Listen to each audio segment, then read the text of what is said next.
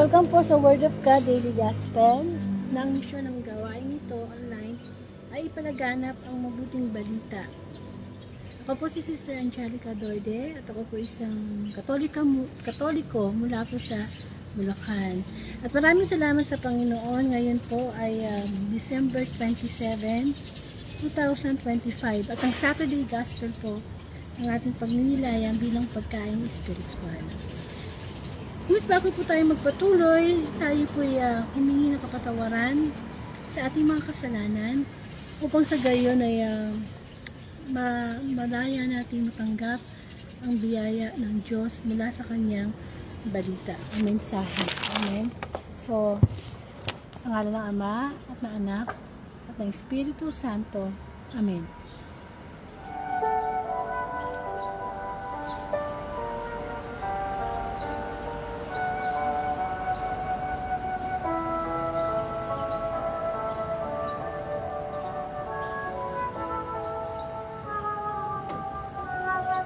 Ama, marami pong salamat muli sa araw na ito.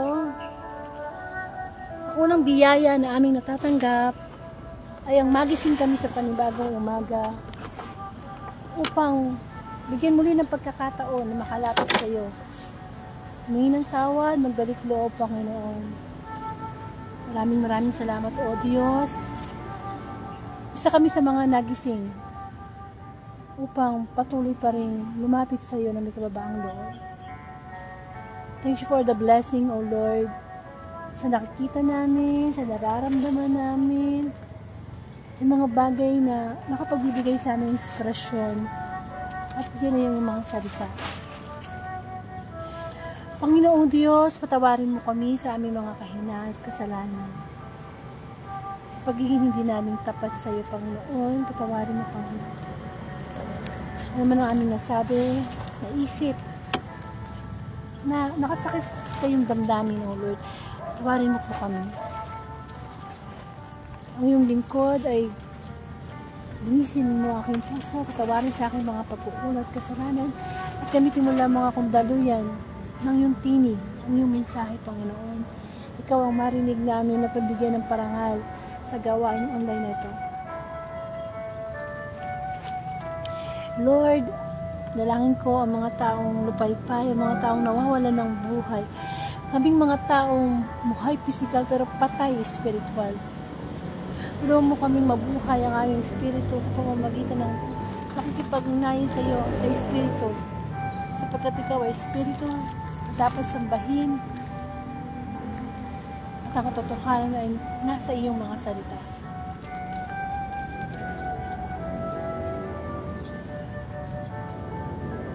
Maraming salamat, Panginoon. Banal na Espiritu, puspusin mo ang iyong lingkod. Gamitin mo lamang ako instrumento, Panginoon. Come, Holy Spirit, we need you, and come, Holy Spirit, we pray. Hallelujah, hallelujah.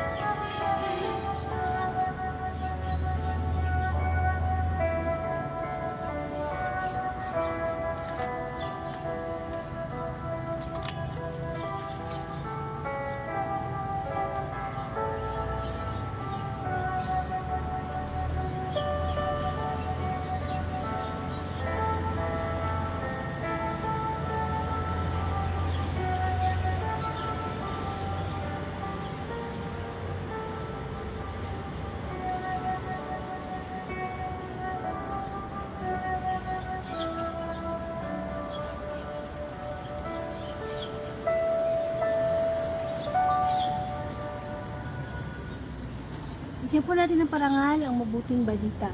Hallelujah, hallelujah, hallelujah. Purihin ka, Diyos, abang makapangyarihan sa lahat.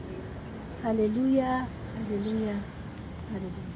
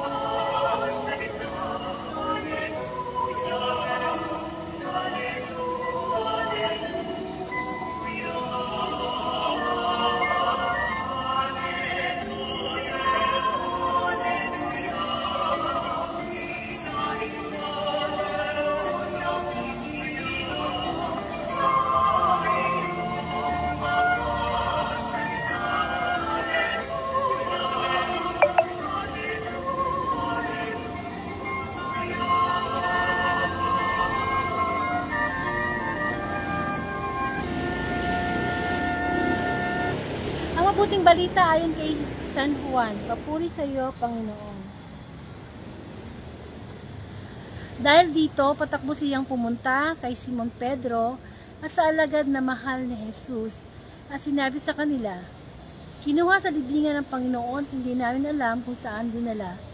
Kaya't si Pedro at ang nasabing alagad ay nagpunta sa libingan. Kapos sila tumakbo, ngunit si Pedro ay naunahan ng kasamahang alagad.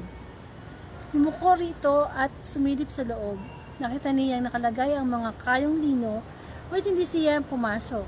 Kasunod niyang dumating si Simon Pedro at tuloy-tuloy itong pumasok sa libingan. Nakita niya ang mga kayong lino at ang panyong ibinaraw sa ulo. Hindi ito kasama ng mga kayong lino, kundi hiwalay na nakatiklop sa isang tabi. Pumasok din ang alagad na naunang dumating. Nakita niya ito at siya'y naniwala.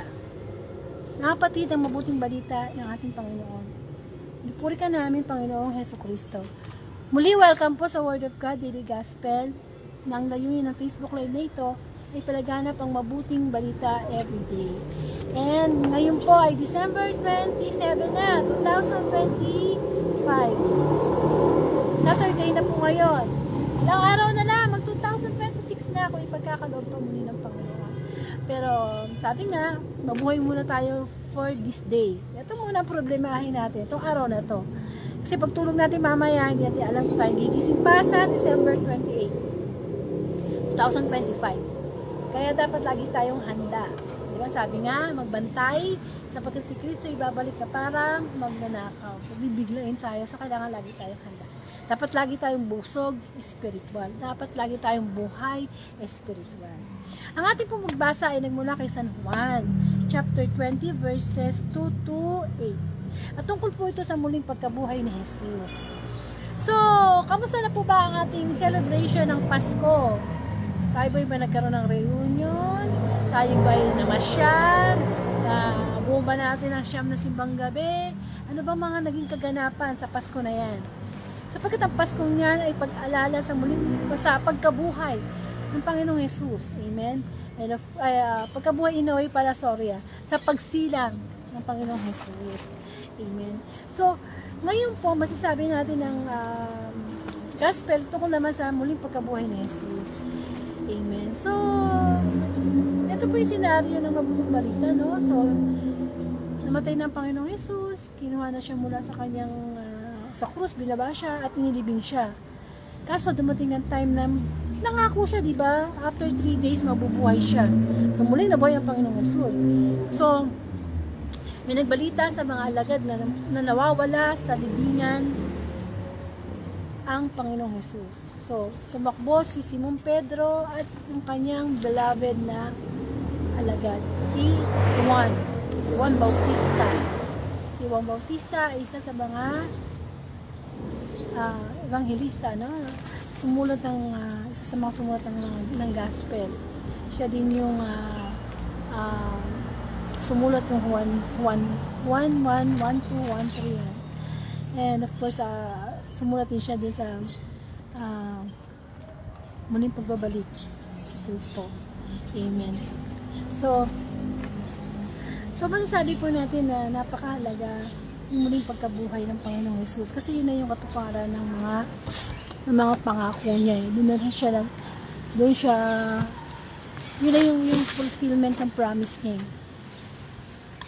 Kasi isinila nga siya, yun nga, inalala natin yung Christmas.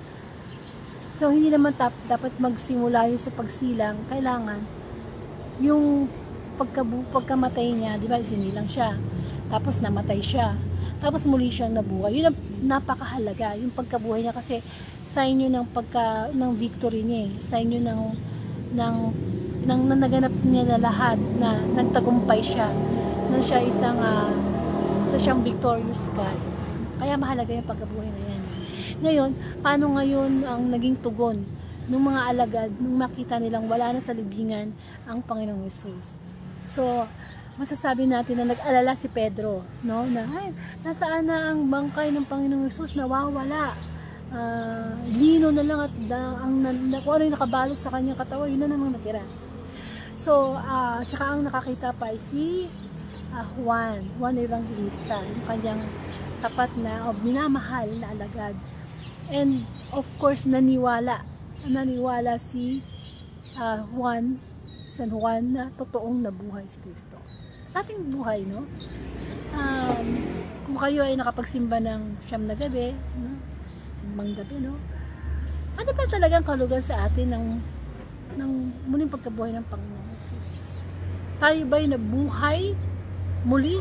Kasi kailangan nating mabuhay muli. Kailangan nating mamatay sa ating mga kasalanan at mabuhay muli. Mabuhay muli. Spiritually. Sabi nga hindi naman tayo kinakailangan maging baby uli, napunta sa sinapupunan ng ating mga nanay, para ipanganak uli at masabing buhay ka uli. Hindi. Kailangan natin maging patay sa kasalanan at buhay sa kabanalan. Amen. Kung kailangan natin maging patay, yung ating mga bisyo, yung mga sasama nating ugali, pagiging magmataas, makasarili, mayabang, salbahe, ganun. Kailangan mamatay na tayo, kaya ilibing na yun Kasi kailangan nating mabuhay through Holy Spirit. Yung bang buhay tayo, ang pamumuhay na natin, hindi na sa laman, kundi ayon na sa gusto ng Espiritu. At ang Espiritu Santo ay may mga bunga. Ang love, joy, peace, self-control, kindness. Pag nandiyan yan sa buhay natin, buhay tayo spiritual. Sapagkat marami sa atin ng buhay physical, pero patay spiritual. Yung mga parang zombies, alam niyo, yung gumagalaw sila, gumagalaw tayo, pero separate tayo sa Diyos Kapag separate tayo sa Diyos, patay tayo nun. Patay spiritual. Buhay lang tayo physical. Pero what about our spirit? Nilikha naman tayo ng Diyos na hindi lang naman katawang lupa. May spirito tayo, dapat maging alive yun. Yung spiritual connection natin sa Panginoon. Kaya napakahalaga ang muling pagkabuhay ng Panginoon Jesus. Kasi maniwala tayo na napagtagumpayan ni Kristo ang mga pagsubok sa mundo, mapagtatagumpayan din natin. Sapagkat ang Diyos ay ipakita na, ang Panginoon Jesus ipakita na ng magandang halimbawa. Kailangan maging Christ-like tayo. Hindi madali, napakahirap ng proseso, pero kailangan natin maging buhay espiritual para ang buhay na walang hanggan ay mapasa atin. Amen. So nawa mapagnilayan natin na itanong sa ating sarili bago matapos ang 2025, buhay na ba ako spiritual? O baka naman patay pa rin? Amen? So, napakahalaga yung ating spiritual life. Kailangan meron tayong spiritual life. Paano yung spiritual life? Yung nalalangin ka sa Diyos, babasa ka ng Bible, nagsisimba ka, iniibig mo ang Diyos na higit sa lahat, gumagawa ka ng mabuti. Yan yung mga spiritual na buhay. Katibayan na tayo ay, ang buhay na natin ay buhay na buhay sa Diyos. Okay? Yung Diyos na ang bumubuhay sa atin, siya na yung nagiging driver ng buhay natin. Amen. So magkaroon po tayo ng closing prayer. Muli Panginoon, marami pong salamat.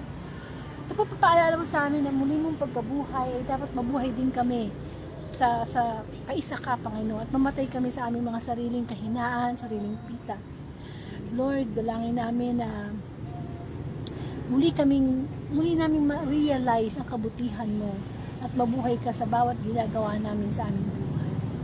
Ama namin, sumasalangit ka, sambahin ang ngalan mo. At sa amin ang kaharian mo, sundin ang loob mo dito sa lupa para nasa langit. Bigyan mo kami ng aming kakain sa araw-araw. Patawarin mo kami sa aming mga sala para ng pagkapatawad namin sa nagkakasala sa amin. Huwag mo po kami pangatuloy sa tukso at hiyagyan mo po kami sa lahat ng masama sa ngayon ng mga anak ng Espiritu Santo. Amen.